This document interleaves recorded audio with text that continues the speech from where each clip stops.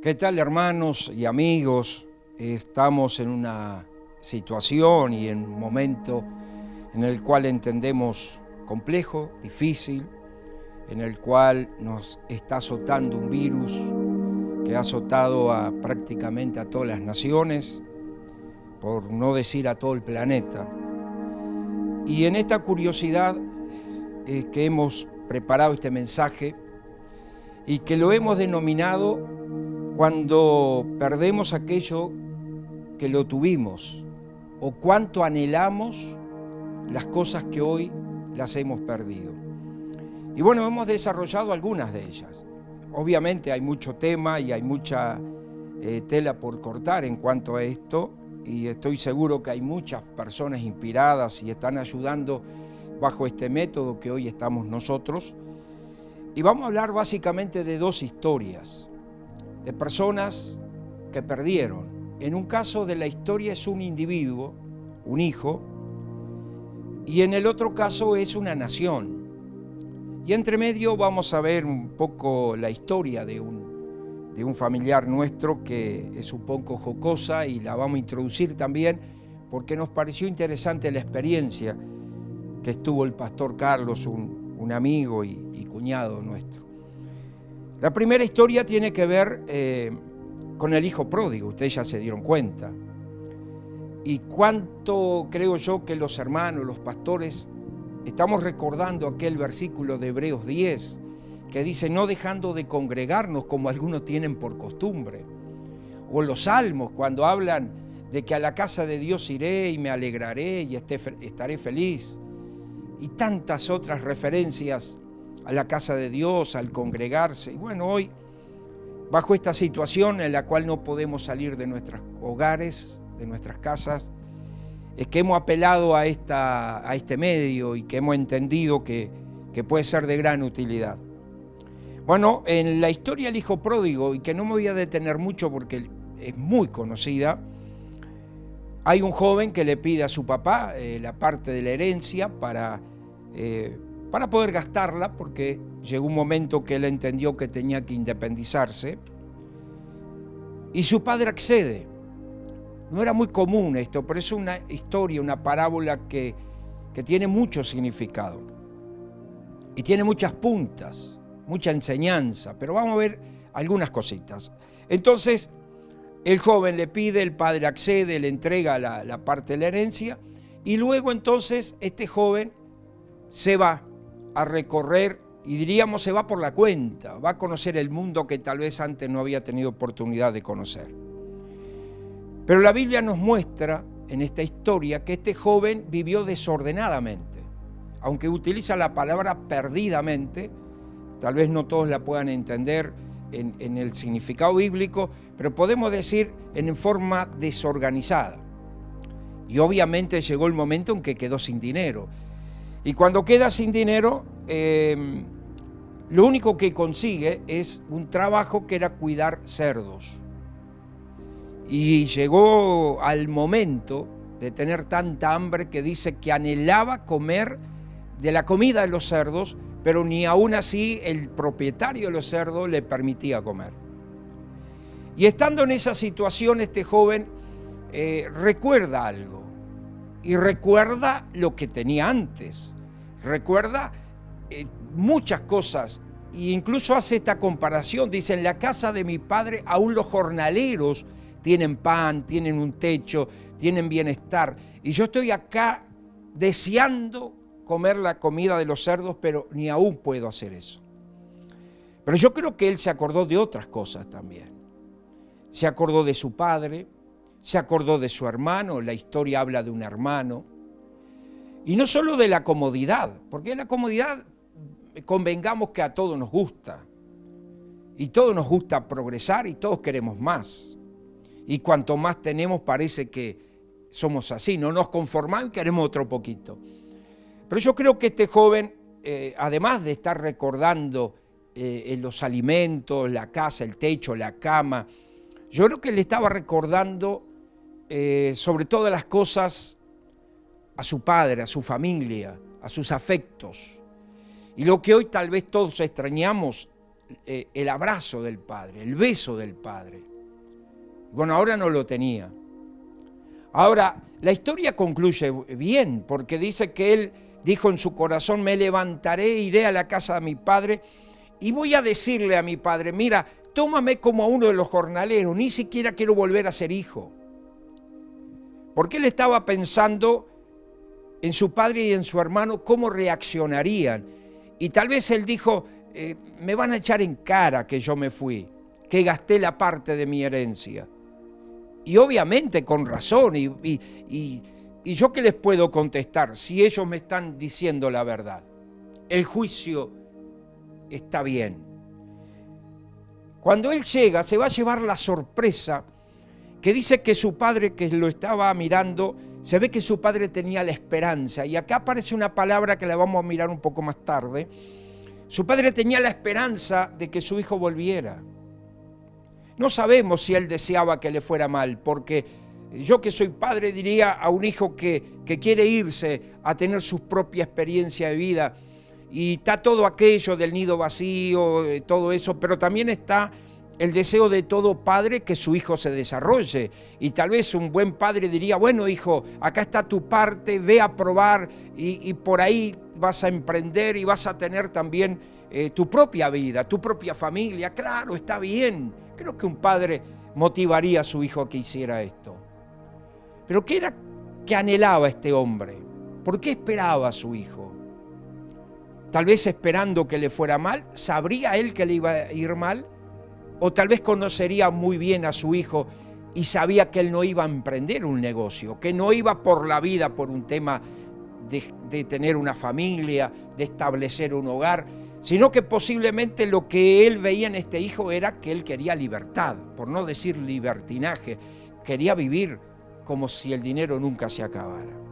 El padre sabía eso y todos los días esperaba el retorno de su hijo, hasta que un día de lejos lo ve y sale corriendo, y su hijo le va a decir: padre, decidí volver, y no alcanza a decirle: quiero que me tomes como uno de los jornaleros. Su padre lo abraza, lo besa, y la conclusión que saca este hombre es: yo tenía un hijo que lo había perdido, pero ahora ha regresado, ha resucitado, ha vuelto. Realmente es impactante lo que dice este hombre. Claro, después hay otra parte de la historia que yo ahora no me voy a detener. Su otro hijo, o sea, el hermano de este muchacho, no va a entender cómo el padre reacciona así, se va a enojar, etcétera, etcétera. Hay toda una historia ahí. ¿Qué conclusión sacamos? Que este joven tenía un buen pasar, tenía familia, tenía protección, tenía esos vínculos, y un día decide gastarlo todo y probar otra vida. Pero le fue mal. La historia termina bien. Termina en una gran fiesta. El padre lo restaura, lo vuelve a su casa. Vayamos a algunas cosas que tuve pensando de cómo los seres humanos, cuando perdemos, es que le volvemos a anhelar. Y puse la salud. Puse 5 o 6 cosas que vamos a ir rápido, porque como les dije, vamos a ir a la otra historia. La salud. Sobre todo cuando alguien es joven, cree que nunca se va a enfermar, cree que nunca va a ser viejo, cree que nunca se le va a terminar la vida. Pero cuando nosotros anhelamos la salud, y desgraciadamente cuando la perdemos, cuando estamos enfermos, cuando estamos en nuestra cama o internados, y ahí valoramos lo que es la salud, cuidémonos. Alimentémonos en la forma más correcta que podamos, hagamos ejercicio. Y ahí entran otros temas: la salud mental, cuán importante que es, la salud emocional y la salud espiritual. Yo voy a hacer referencia en la otra historia, pero quiero simplemente darle un titular, porque obviamente lo tengo que hacer ahora. Estoy encontrando más creyentes ahora que los propios creyentes. He encontrado declaraciones de fe de personas que yo ni siquiera por ahí pensé que eran creyentes, que nunca se habían manifestado. Hoy están hablando como un creyente lleno de Dios, de orar, de esperar en Dios, de tener esperanza. Y lo veo por todos lados. Ya lo vamos a tocar de vuelta. la salud espiritual. Tenemos que cuidarla. Luego puse lo material. Si bien no es importante, porque cuando comparamos la vida con lo material, la salud con lo material, obviamente la mayoría de nosotros daría todo lo que tiene por estar bien. ¿Quién en un momento teniendo una enfermedad crónica o terminal no daría todo lo que tiene para estar bien, para estar sano, para que alguien encuentre la cura? Creo que muchos de nosotros haríamos eso. Convengamos que no es lo más importante, pero ¿cuándo es que nosotros anhelamos lo material? Cuando un día lo tuvimos y por un mal negocio, por una situación adversa, por una peste como esta, por una pandemia, es que ahí perdemos y nos acordamos que las cosas son importantes. No tal vez tanto como debería ser. ¿Cuándo es que me doy cuenta que el vehículo, mi medio de transporte es importante? Cuando se me rompe, cuando no lo tengo, cuando tengo que ir en otro medio, cuando tengo que hacer las cosas de otra manera. Desgraciadamente es así. Para ir como adelantándonos, ya quiero decirles que en todos estos puntos que vamos viendo surge una palabra que va a estar varias veces en este mensaje, que es la gratitud. Por eso, una vez que pasemos, que vamos a pasar, esta pandemia no vino para quedarse, va a pasar, todos tenemos esta esperanza, todos estamos orando para que así sea y todos creemos que sí, va a pasar. Pero qué bueno es que paremos un instante. Muchos hablan hasta de que sean tiempos de reflexión y obviamente yo lo voy a decir, que estos tiempos sean tiempos de reflexión para todos nosotros. Pero qué bueno es que recordemos con gratitud las cosas que teníamos que ahora no las podemos disfrutar. Pero cuando volvamos a la normalidad, yo creo que cuál es el aprendizaje entre otros, es resaltar la gratitud. Seamos agradecidos, o yo diría un poco más agradecidos. Bueno, sigamos. Los vínculos, hoy restringidos. Hoy la mayoría sabe que no puede ir a visitar a sus padres, a sus abuelos mayores, porque sabemos que tenemos que cuidarlos, aunque ellos no quieren y se niegan y dicen, no, vengan todos, no hay problema. Nosotros que les amamos sabemos que tenemos que restringir en la cercanía y tratar de ir a otros medios y llamarles por teléfono, enviarles mensajes, porque sabemos que tienen que cuidarse. Acá surge otra cosa, qué importantes son los vínculos. Nos acordamos de la historia del hijo pródigo, qué importante es ese abrazo, ese beso. Bueno, ya vendrán tiempos en que lo vamos a hacer. Pero ahora rescatemos otras cosas en la distancia. Como dije, los mensajes, tal vez antes no éramos de llamar, no teníamos tiempo para mensajes, ahora lo tenemos. Entonces propongamos diferentes formas de mandar mensajes, de mandar chistes, de mandar videos jocosos y también de mandar algún mensaje importante. En este caso quiero introducir la historia de mi cuñado que yo les decía, porque acá también hay algo que cuando uno lo pierde lo anhela. Él hace unos años, unos cuantos años, fue invitado por un amigo a visitar una ciudad cerca de Nueva York, o bastante cerca, era donde vivía este amigo. Pero no había un avión directo de Montevideo a esa ciudad, sino que tenía que hacer escala en Nueva York, ahí tomar otro avión y luego en el aeropuerto lo esperaba otro amigo. Y ahí lo llevaba hasta la casa del pastor. Y Carlos tenía sus miedos porque él nunca había viajado en avión, no sabía nada de inglés, a pesar que todos le decían, anda tranquilo, en Nueva York prácticamente de 3, 2 hablan español, lo entienden, así que anda, no te preocupes, anda tranquilo. Bueno, él fue, no iba muy tranquilo. Cuando llega y baja de su avión, resulta que todos los que le habían dicho que hablaban español ese día no estaban, porque a todos los que le preguntaba, nadie hablaba español, no Spanish, no Spanish. Y ahí fue recorriendo y recorriendo, hasta que en algún momento encuentra a alguien de otra nación de habla hispana y bueno, y le dijo dónde más o menos tenía que tomar ese otro vuelo, pero lo curioso de esto era que tenía que tomar un tren subterráneo, ir a otro aeropuerto, y así acontece, pero cuando llega, el vuelo combinado ya se había ido. Y él dice, ¿ahora qué hago? Bueno, entre algunos que pudieron ayudarlo, se toma el siguiente vuelo, pero aquel amigo que lo esperaba en esa otra ciudad, resulta que pensó que no había venido, que algo pasó y se fue. Cuando él llega y no encuentra su contacto, dice, lo que me queda es llamar por teléfono. Tenía el número, llamaba, pero contestaba a alguien en inglés. No tenía idea ni lo que le estaban diciendo. Bueno, el final de esta historia, que termina muy bien, por supuesto, porque después se encuentran, pero lo que quiero resaltar es lo que él me decía como experiencia. Dice, un día me decía, Javier, vos no sabés lo que es la sensación de estar perdido, lleno de gente, pero que no te entienden, que vos no sabés cómo resolver, que no podés pedir ayuda porque no están sabiendo qué te pasa. Entonces él me decía, la sensación es horrible, no se la deseo a nadie. Y ahí yo decía que cuando uno pierde, aunque sea por un tiempo, él fue un par de horas, pero cuando uno pierde la sensación de seguridad, yo diría cuánto uno anhela los amigos, los contactos, los teléfonos, de llamar y que alguien te conteste en tu mismo idioma. Todo eso cuán importante es y cuán agradecido deberíamos de estar.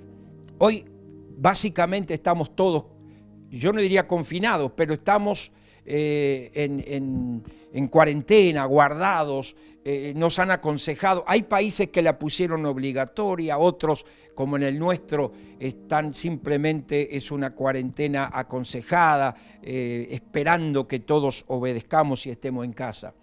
Yo estuve mirando la Declaración Universal de los Derechos Humanos, que justamente el artículo 13 asegura como un derecho la libre circulación en el país donde las personas pueden optar dónde vivir y pueden ir de un estado a otro, nosotros diríamos de un departamento a otro, sin ningún problema. Así debería ser. Yo mañana quiero mudarme a Artigas, podría hacerlo, o a otro departamento, y bajo este artículo yo tengo el derecho para hacerlo. Y luego habla incluso más amplio, otro artículo donde habla de la libertad, incluso de elegir el país en el cual puedo vivir. Hay muy poquitos países en el mundo que pueden restringirme entrada, pero la mayoría de los países, incluyendo el nuestro, podemos ir y volver lo que se llama la migración mundial, un fenómeno que en los últimos años ha ocurrido, yo diría, hasta en demasía. Lo hemos visto. Refugiados políticos, refugiados por tema de las guerras, y así lo hemos visto por todas partes del mundo. Pero hoy estamos restringidos, hemos perdido ese derecho de la libre circulación por otro derecho que es más superior, que es el derecho a la vida, pero fundamentalmente el derecho a la protección de otro. Este artículo 13 habla de que todos tenemos derecho a la libre circulación y a elegir el lugar donde podamos vivir sin que eso implique la baja o el deterioro del derecho de otra persona. Entonces, cuando yo tengo el derecho de la libre circulación, pero circulando puedo dañar a otro, pierdo ese derecho. Y hoy yo creo que lo anhelamos con todo el corazón, porque decimos, ahora que estamos encerrados en nuestras casas, decimos qué lindo era cuando podíamos salir a pasear a donde se nos diera la gana, ir, volver, todas las veces que queramos. La tentación de lo prohibido, esto es más viejo que el ser humano. Todo lo prohibido parece que es agradable, que como que nos atrae.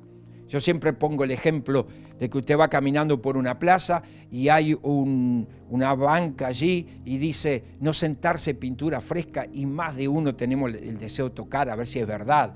Si usted entra a una casa y pide para ir al baño y hay una pared con 40 cajones y uno dice no abrir, ¡ay, qué deseo de abrir ese cajón! Y creo que eso nos pasa, la tentación a lo prohibido. Bueno, sepamos manejarlo y sepamos ir por ese lado. Terminando esta parte, me queda lo del ser querido. Esto es muy amplio y obviamente cuando perdemos un ser querido es cuánto anhelamos tenerlo, estar con él y haberle dicho tantas cosas que no le dijimos. y después que lo perdemos, sobre todo si parte a la eternidad, por ahí decimos, si hoy pudiera estar mano a mano, cuántas cosas le podría decir, y bueno, ahí queda. Pero vayamos a la otra historia, que es un poco extensa también, y voy a tratar de ajustarla a los tiempos, pero tiene que ver con una nación. Salmo 137. Este salmo, y yo voy a empezar a leerlo porque es muy curioso en la historia, pero cuánto se asemeja al día de hoy. Dice, y que fue escrito 2.500 años atrás, o ocurrió esta historia un poco más de 2.500 años. Y si me permite, hago en un minuto básicamente un poco de esta historia. Voy a hablar del pueblo de Dios, el pueblo de los judíos. Una vez que muere Salomón, el rey Salomón, que fue un hombre que desarrolló económicamente y políticamente a Israel en forma extraordinaria, a pesar que había creado no sé cuántos impuestos, y que cuando él muere y su hijo Roboam lo sucede en el trono, muchos le pidieron que aflojara un poco los impuestos. Y bueno, incluso vino otro líder, Jeroboam, que estaba en Egipto, viene y habla con él, hablan los jóvenes, dice, aflojanos un poco y va a ver cómo el pueblo te va a amar y no sé cuánto. Él le pidió a los ancianos los consejos y también le dijeron, mirá, pero no es bueno, seguí la línea de tu padre porque esto ha traído prosperidad, está bien, la nación está bien. Pero él un poco desobedeciendo esto, ¿qué hace? Redobla, tira más, aprieta más el cinturón. Y se arma una rebelión. Jeroboam se va con 10 de las tribus hacia el norte. Ahí surge el reino del norte con el nombre de Israel, y queda el reino del sur con dos tribus con el nombre de Judá, y donde está incluida Jerusalén. Pasa el tiempo, el reino del norte es conquistado por Asiria, son llevados cautivos, y unos cuantos años después Babilonia va a conquistar el reino de Judá, el reino del sur, y también lo va a llevar cautivo. Y esta historia tiene que ver con ese momento de cautividad. Estaba el pueblo, no tenía libertad, no podía moverse. Y dice, junto a los ríos de Babilonia, allí nos sentábamos y aún llorábamos. ¿Por qué lloraba este pueblo? Porque se acordaba de los tiempos antiguos, se acordaba de lo que había pasado. Y yo quiero introducir acá un tema que tal vez después lo vamos a desarrollar en otras instancias, que tiene que ver con el lamento de la consecuencia del pecado. Y acá creo que todos coincidimos que cuando desobedecemos a Dios, cuando pecamos, hay consecuencias, y a veces son duras, y luego lloramos por las consecuencias.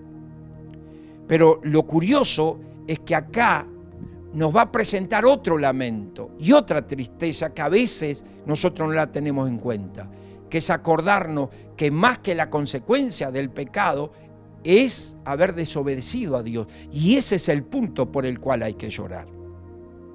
Yo pensaba en un instante en los presos. Yo no puedo hablar mucho, no tengo gran experiencia, simplemente he ido a visitar puntualmente a aquellos familiares que me han pedido que vaya a la cárcel. En algunas del país he ido, acá en la nuestra varias veces, para ir a llevar una palabra, a llevarle alguna cosa al que está detenido y poder hablarle. En todas las veces que fui, no sé si no tuve la gracia, no supe cómo encarar, nunca encontré a alguien culpable.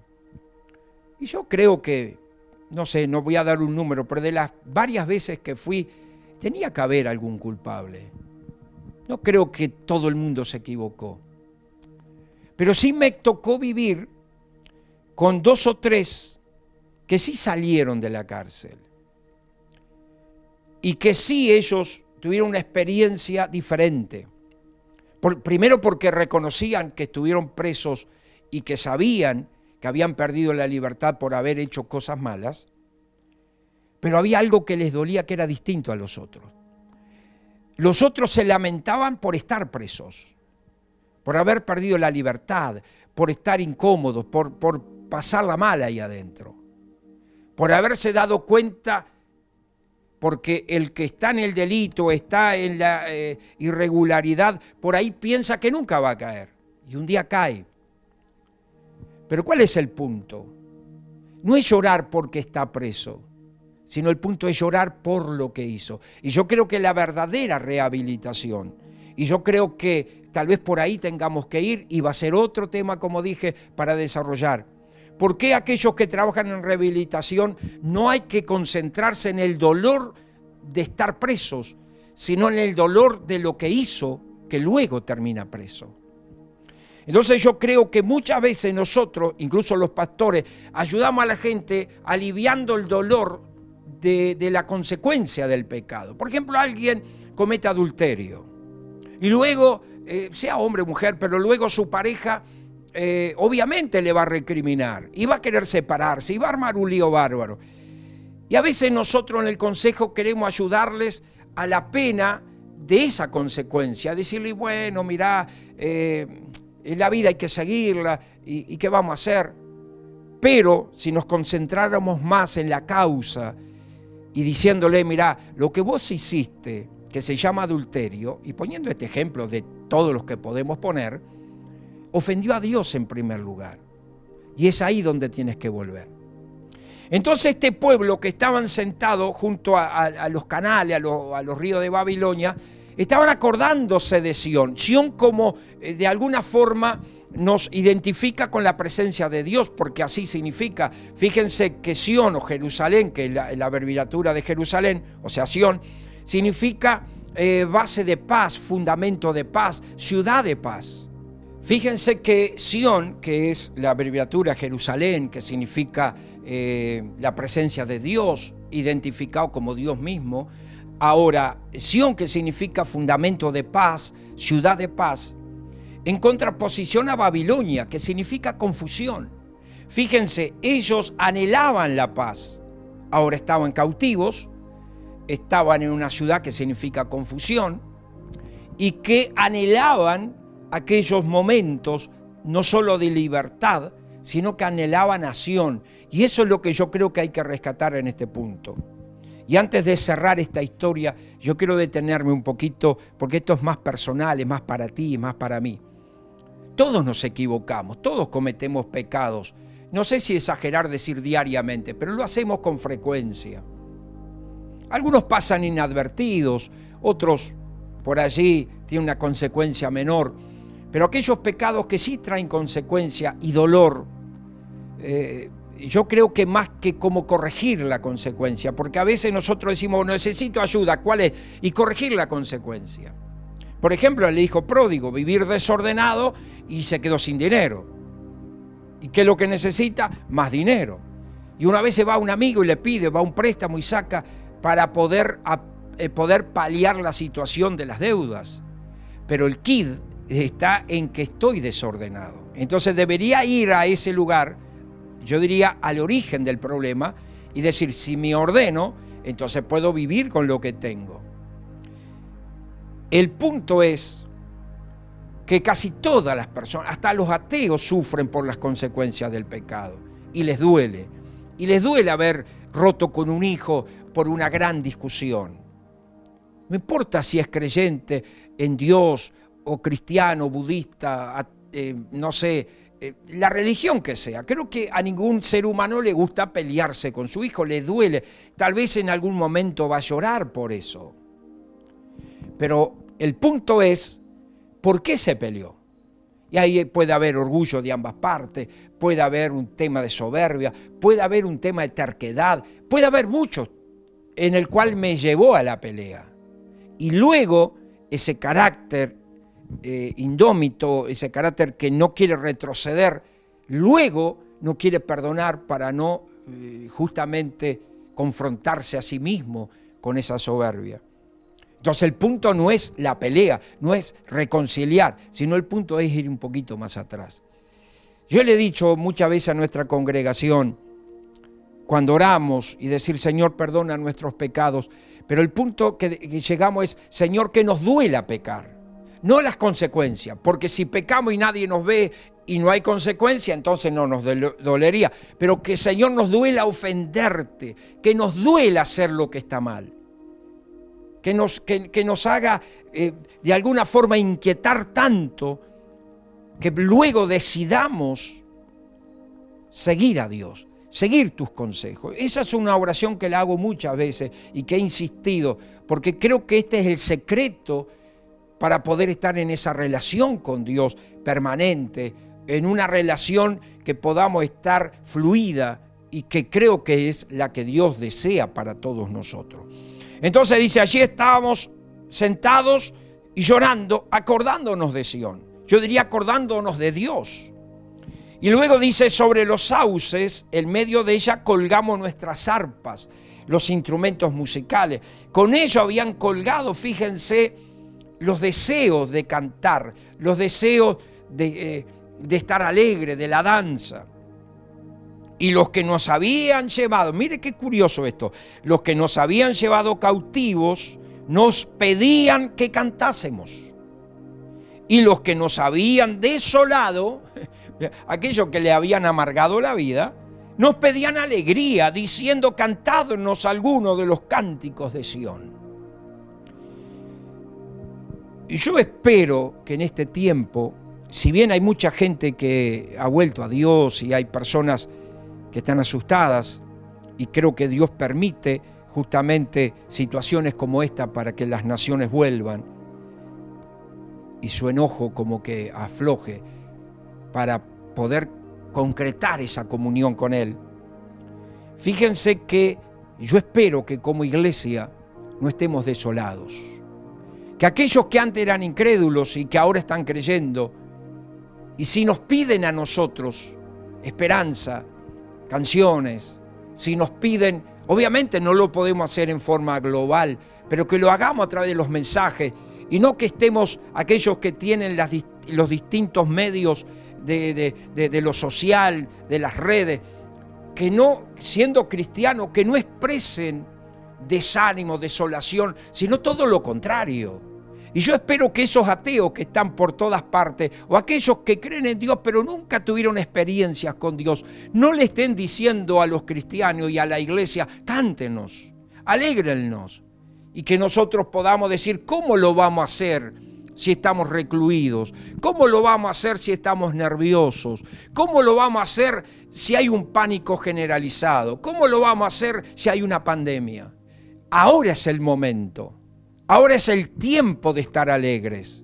No digo por la desgracia, sino porque Dios está con nosotros. Y porque nosotros hemos estado con Dios siempre en las buenas, pero también hemos aprendido a estar en las malas. Y yo quiero introducir apenas el titular de otra historia. No lo había pensado, pero me viene Pablo y Silas, después de servir a Dios, de hacer obra misionera, terminan presos en forma injusta digo, y esto sí es probado en la historia, que era injusta el encarcelamiento de estos dos siervos de Dios. Y dice que luego de haber sido azotado y colocado en el calabozo de más al fondo, dice que llegada la noche o la madrugada, empezaron a cantar himnos a Dios. Y que le agrega el escritor bíblico, que era un médico, el médico Lucas, él dice que toda la cárcel oía los cantos de estos dos siervos de Dios. Yo digo cuán lejos estoy de estos hombres y qué ejemplos me han dejado en la historia. Pudiera yo un día estar tan asolado, tan mal y abatido, pero estar confiando en mi Dios y poder cantar en la plena desgracia, porque estar azotado, golpeado físicamente y luego metido en el calabozo, que no son las cárceles de hoy, lo que eran las cárceles romanas de aquel tiempo. Y fíjense que ellos estaban gozosos cantando y alabando a Dios. Obviamente Dios hizo un milagro extraordinario porque hasta Dios los vio y se conmovió y quedaron libres. Pero quiero decirles, iglesia querida, hermanos cristianos de hoy, anhelemos aquellos tiempos. El mensaje de hoy, el título era cuánto anhelamos todo lo que hemos perdido y lo hemos desarrollado. Cuántas cosas cuando la perdemos nos damos cuenta cuán importante. La otra palabra que traíamos era la gratitud, que la incluíamos y decíamos que era una palabra que la íbamos a repetir porque la gratitud tiene que estar presente en todos los hijos de Dios, siempre. Y yo diría en las buenas y en las malas. Entonces quiero decirles, queridos, que a través de las redes, de los mensajes que podamos extender hacia afuera y hacia adentro, hacia nuestra propia familia, es de confianza. Dios está con nosotros. ¿Usted cree que a Dios se le escapó de las manos esto? Yo sé que hay algunos que levantan el puño y dicen, ¿dónde está Dios? Y tiempo atrás ni siquiera se preguntaban si Dios existía, pero ahora quieren saber dónde está. Y yo les preguntaría, ¿para qué querés saberlo? ¿Vas a venir a rendirte a Dios? ¿Vas a venir a consagrar tu vida? ¿Te vas a ir de misionero a predicar el Evangelio? ¿O simplemente querés la paz para seguir una vida desordenada? Entonces estas son cuestiones muy pesadas que tenemos que preguntarnos. ¿Quiero como el hijo pródigo los recursos para vivir desordenadamente? ¿O quiero de verdad recordar los tiempos de Sión, la verdadera paz, la comunión con Dios, la esperanza? Entonces, iglesia querida, volvamos a esos tiempos, tiempos de comunión. Son momentos para leer más, para escuchar más de Dios, para anhelar su presencia. Y bueno, y les prometo que no va a pasar mucho tiempo, que vamos a volver a estar juntos, cantando, levantando los brazos, adorando a Dios y escuchando otra vez. Y nosotros los predicadores predicando y viendo las caras, las reacciones.